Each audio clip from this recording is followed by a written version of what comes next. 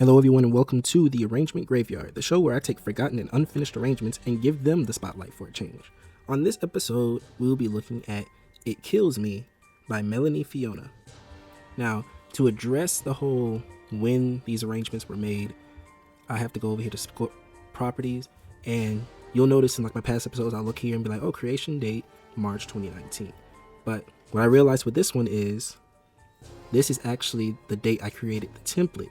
My usual template that I pull up and then arrange and change the score to whatever song I'm doing it. So most of my arrangements are going to say March of 2019 because that's the day I formatted my set template that I use to this day. So I can't rely on this for the date, and same goes for last episode when I did You by Jesse Powell and I said it was made in March 2019. It was not made in March 2019. In fact, both these songs were made in 2021. I can find the year, but I can't find like the exact date. So as far as the last song, You by Jesse Powell, and this song right here, both of them were made in 2021.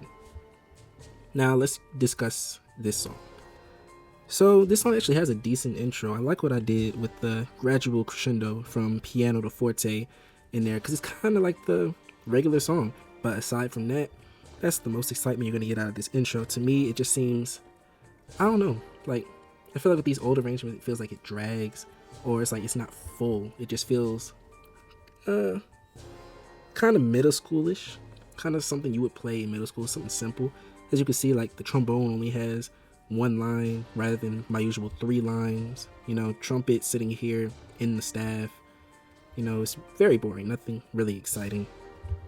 Tuba part wasn't as low as I wanted. I wanted that rich bass. I like a lot of rich bass. I like to hear the tuba part. So in most of my arrangements, you might notice you hear a lot of tuba.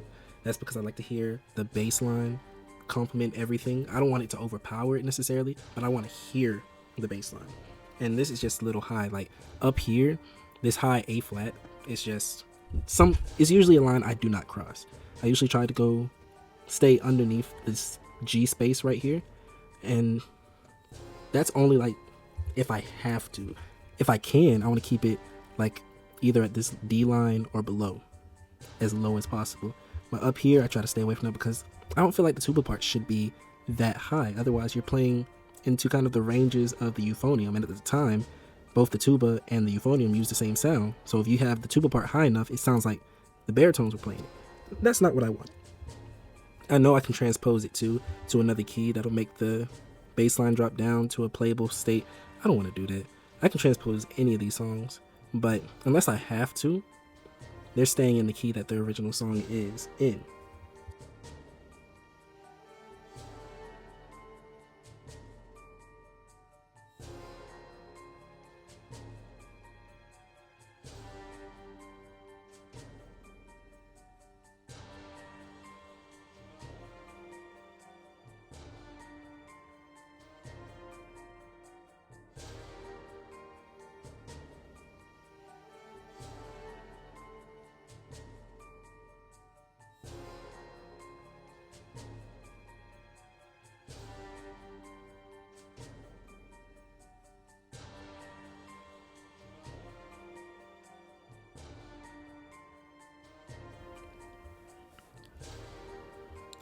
Also, going into here, everything else rides out. Like, everything comes down in this crescendo, and we go to mezzo piano with all the background stuff. And the melody goes on in the baritones. So the baritones carry the melody, I'll be honest with you, the entire song.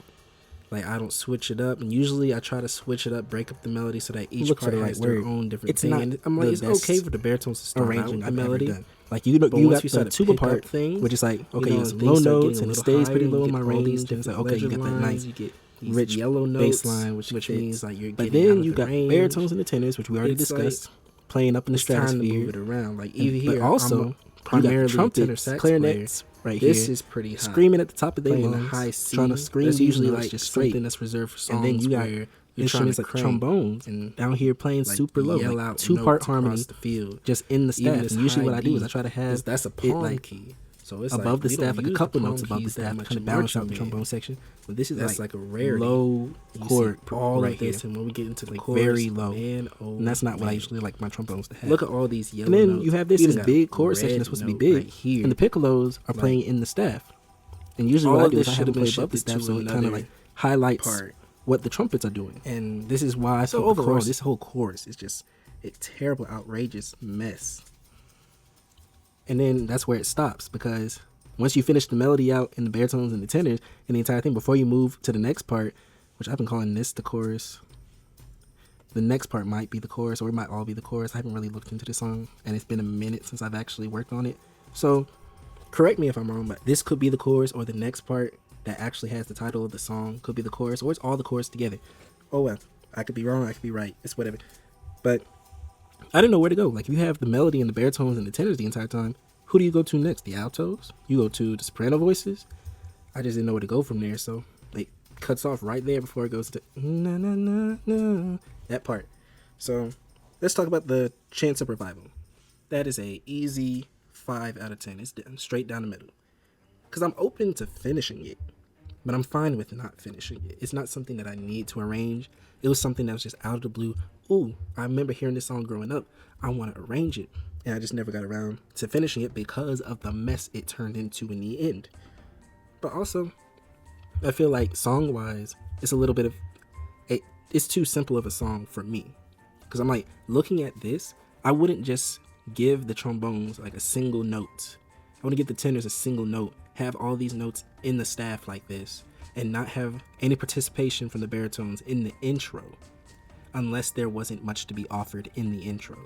So what I'm guessing is there's just not enough in the song to make the arrangement sound beautiful. And I know I can always add some extra notes, extra chords, extra little moving parts to make it my own arrangement, but I feel like that'll be too much heavy lifting on my part for this song, and that's just not worth it. It's supposed to be something fun, something quick, and it turned into something very big, very extravagant.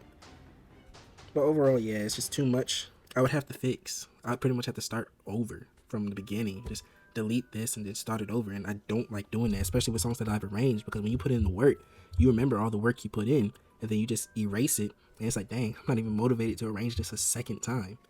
There are songs that I've arranged a second time because I'm like, no, I have to have this arrangement. This isn't one of those songs. I don't have to have this one. So yeah, 5 out of 10, simply put.